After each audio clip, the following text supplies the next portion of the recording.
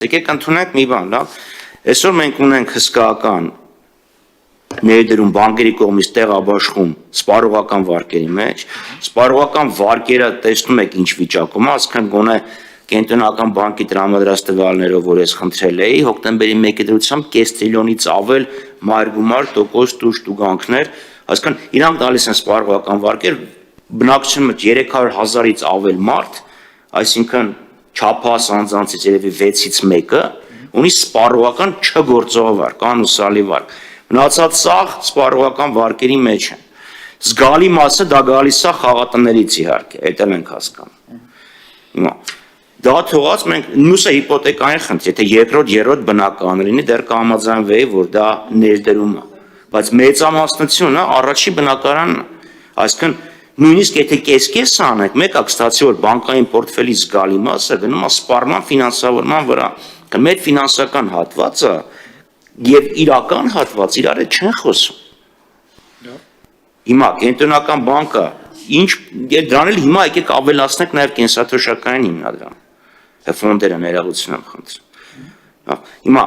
այս հարցը վստահ է, որ մտահոգում է կենտրոնական բանկին, չի կարող չմտահոգի։ Ինձ հետաքրքիր է կոնկրետ ինչ որ քաղաքականություն իրականացվելու է իրավիճակը փոխելու համար, շնորհակալություն։ Եվ նաև այս risk-based supervision-ը իհարկե լավ որ ասիկ, բայց ես հիշում եմ 97, 98-ից սկսած կենտրոնական բանկում մի հատ IMF-ը ռեզիդենտ ներկայացուցիչ ուներ, կանադացիներ, անունը չեմ հիշում, մի հատ էլ ամերիկացիներ, իրան հիշում եմ, Cliff Ruder-էր, բանից էին, Bearing Point-ից էին, այսինքն այդ երկար գալիս է եւ շատ լավ է, որ քիչ-քիչ աճում ամեն ինչ, շնորհակալություն։ Շնորհակալություն։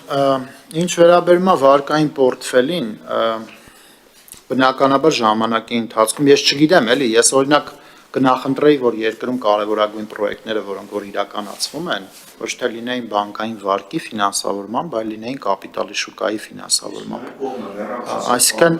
այդտեղ կապիտալի շուկայի զարգացման հայեցակարգ կա կառավարության կողմից, որին մենք պիտի օժանդակենք ակնհայտորեն ու կբերենք նոր մոտեցումներ ժամանակի ընթացքում, այնց որ բանկերը որպես կանոն ինձնից լավ գիտեք Ամերիկայում, չէ, իրանք չեն ֆինանսավորում մեծ պրոյեկտներ, իրանք ֆինանսավորում են շրջանառու միջոցներ։ Հիմա այդ ընտրության հարց է, ու Ամերիկայում էլ բանկերի պորտֆելները որ նայեք, համոզված եմ կտեսնեք, որ սպառողական վարկերը, հիպոթեկային վարկերը իրանք էական դոմինանտ դեր ունեն, որտեղ այնտեղ կապիտալի շուկան զարգացած է։ Կոնտինենտալ Եվրոպան ուրիշ է, այո, միանշանակ։ Կոնտինենտալ civil code-ով ենք աշխատում։ Այո։ Եվ տրամաբանությունն են անում, որ civil code պետք է տենց էլ գործի։ Հիմա ինչ վերաբերում է բիզնես վարկերին, ես կարծում եմ, որ այս պահի դրությամբ իրական հատվածը տնտեսության ինչքան կարողանա գեներացնել նորմալ որակյալ պրոյեկտներ,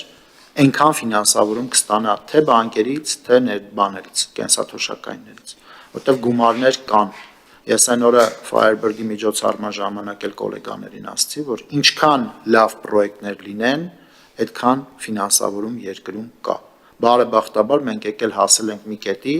որտեղ որ բուֆերները ու խելամիտ քաղաքականությունը հենց են զուգորդվել, որ մենք ունենք այդ հնարավորությունը։ Այսինքն ստիպված չենք լինելու անընդհատ գնալ դրսից ինչ որ միջոցներ ներգրավել, արդեն ունենք ներսում կենտրոնացված լոկալ ռեսուրս, որը կարա տնտեսության զարգացմանը ծառայի։ Այդտեղ ուղղակի անխաչտնից լավ գիտեք խորքային խնդիրներ կան, իրական հատվածի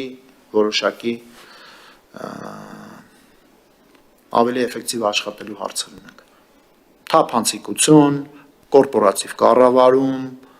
ռեյտինգներ, աուդիտ անցնել եւ այլն եւ այլն։ Հիգիենայի պայմաններ, որը ցիվիլ բիզնեսի մասին է խոսում։ Այն բիզնեսները, որոնք որ այդ տիպի բաներն են, ես շատ զարմացած եմ, ես վերջերս նայում եմ փոքր ու միջին բիզնեսի վարկավորման բաները։ Հա, բայց ես նայել եմ անհատական մակարդակով, այսինքն վարկար-վարկ, բնականաբար։ Ես տեսա, որ կա զգալի մաս ՓՄԶ-ների, միջին ավելի շուտ ոչ թե փոքր, ովքեր որ 11%-ից սկսած վարկ ունեն։ Այն պարագայում, որ պետությունն է պարտքով փող վերցնում կամ բանկն է պարտքով փող վերցնում 10%-ին մոտ, բիզնեսները, որոնք որ լավն են, ստանում են 11-ից 12%-ով դրամային բիզնես վարկեր։ Կա իհարկե 19%-ով, բայց այդտեղ որակի հարց է։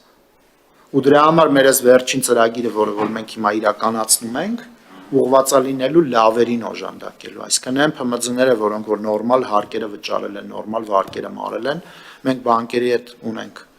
պայմանավորվածություն, որ այդ ՓՄԶ-ների վարկային միջոցների որոշակի էժանացում տեղի ունենալու։ Այս պայդրությամբ մեր գնահատականով 1-ից 1.5%, որը էական է։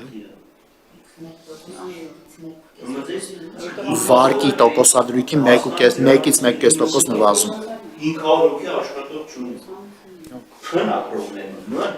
500 հոգի Հայաստանի համար կատաստրոֆա պետք է վերանայել եւ միջազգային։ Հիմա փորձում ենք, որովհետև տարբեր միջազգային որտեղ մայի վրա դա գործում է, փի վրա չի գործում։ Դա հիմա փորձում ենք ունիֆիկացնել նաև փի սահմանումը, որովհետև բանկերի մոտ մի սահմանում է, միջազգային կազմակերպությունների մոտ այլ սահմանում է, օրենքով այլ սահմանում է։